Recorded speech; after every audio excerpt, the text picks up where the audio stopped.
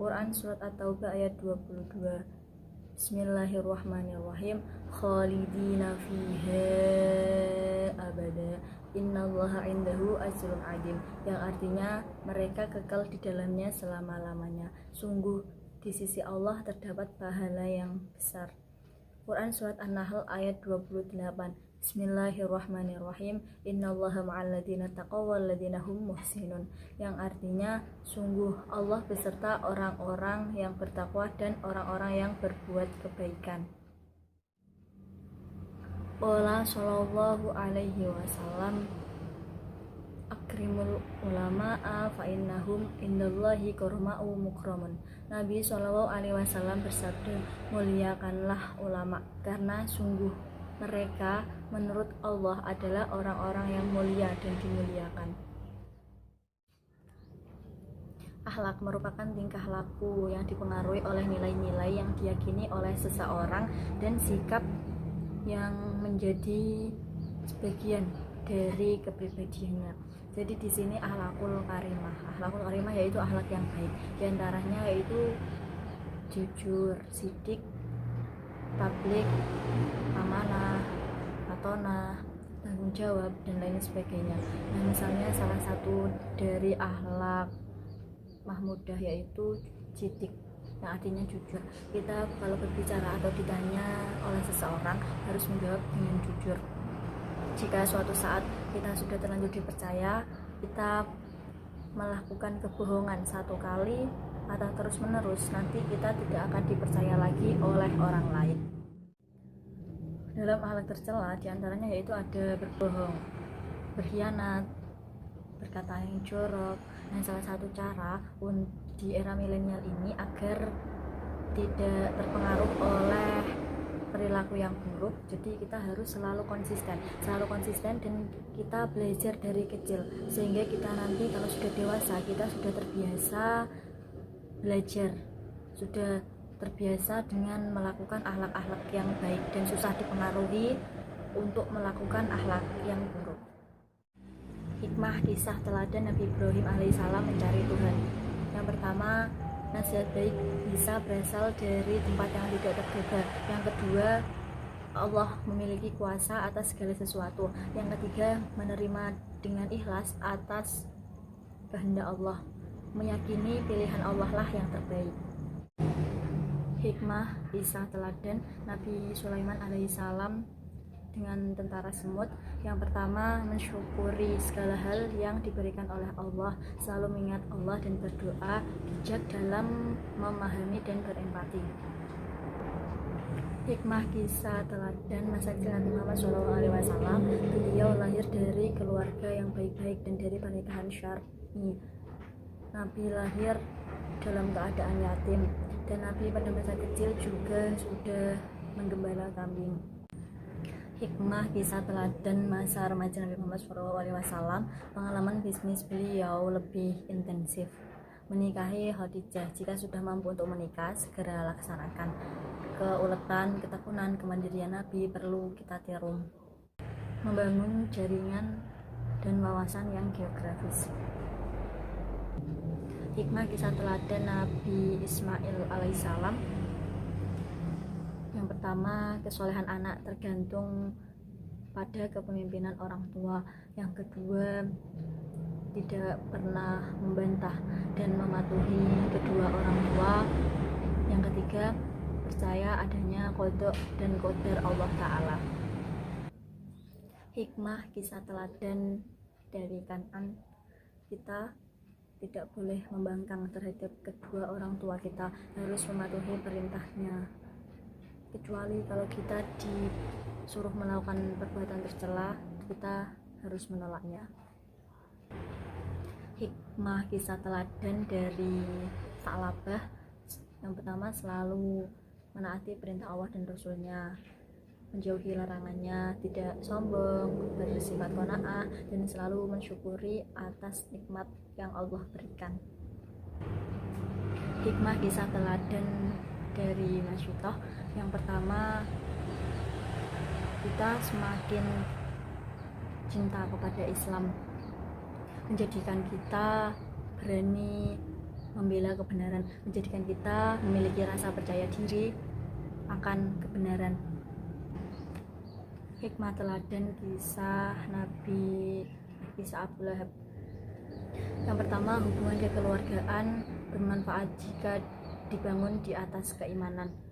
Api yang bergejolak adalah ganjaran dari orang-orang yang durhaka. Kita tidak boleh menyembah nama untuk berhala kecuali hanya kepada Allah Subhanahu wa taala.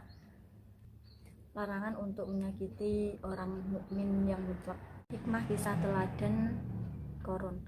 Sebanyak apapun harta yang kita miliki atau yang kita peroleh, jangan sampai menimbulkan rasa sombong, karena sombong itu hanya berhak dimiliki oleh Allah Subhanahu wa taala, karena harta kita juga atas pemberian dari Allah. Tata cara sholat fardu. Yang pertama, membacanya di dalam hati, dibaca juga diperbolehkan. Selanjutnya takbiratul ihram, lalu membaca surat Al-Fatihah, membaca surat pendek. Selanjutnya ruku dengan tumakninah, dilanjutkan i'tidal, sujud dengan tumakninah, duduk di antara dua sujud, dan salam. Sedangkan sholat sunnah tata caranya sama, yang membedakan hanya jumlah rakaatnya dan hukumnya sunnah.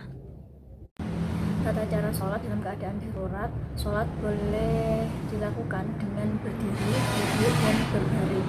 Untuk yang bagian rukuk dan sujud bisa dilakukan dengan bahasa isyarat, misalnya dengan anggukan kepala dan kedipan mata. Untuk rukuk dilakukan dengan membungkukkan badan sekedarnya. Tata cara sujud yaitu dengan membungkukkan badan lalu menempelkan dahi. Selanjutnya membaca doa ketika sujud yaitu Subhan Rabbiyal A'la 3 kali. Tata cara azan dan iqamah. Muazin harus suci dari hadas dan najis. Muazin menghadap kiblat ketika mengumandangkan azan dan iqamah. Ketika muazin mengumandangkan azan dan iqamah tidak boleh berbicara.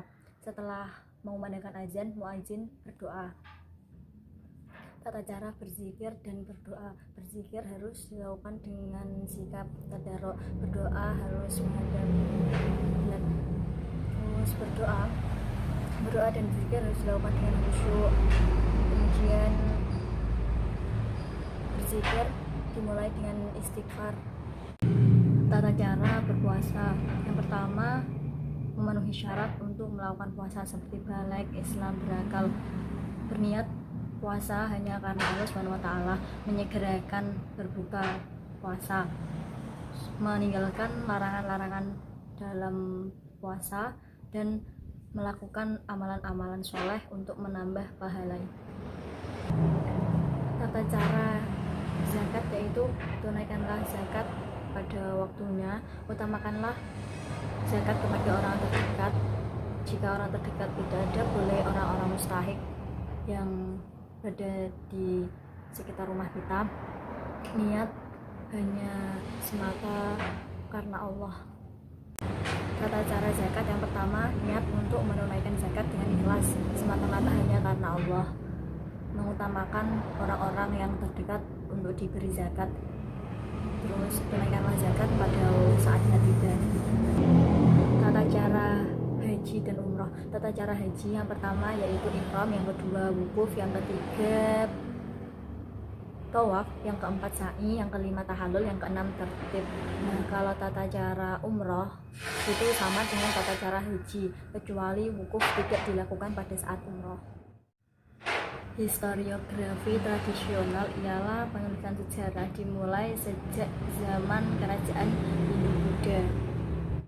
Historiografi kolonial ialah penulisan sejarah Indonesia selama masa penjajahan oleh orang-orang Belanda. Historiografi nasional ialah penulisan sejarah dimulai dari zaman kemerdekaan. Periode klasik merupakan perpaduan peradaban Islam dengan Timur Tengah, yaitu pola ekonomi dengan monoteistik. Periode pertengahan merupakan era penyebaran global masyarakat Islam. Islam menjadi agama masyarakat Asia Tengah dan Balkan. Periode modern merupakan modernisasi dan transformasi dari masyarakat.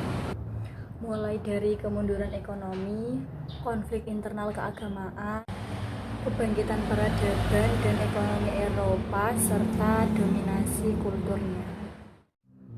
Teori belajar dan pembelajaran merupakan teori yang membahas tentang cara, metode, masalah, dan proses kegiatan belajar.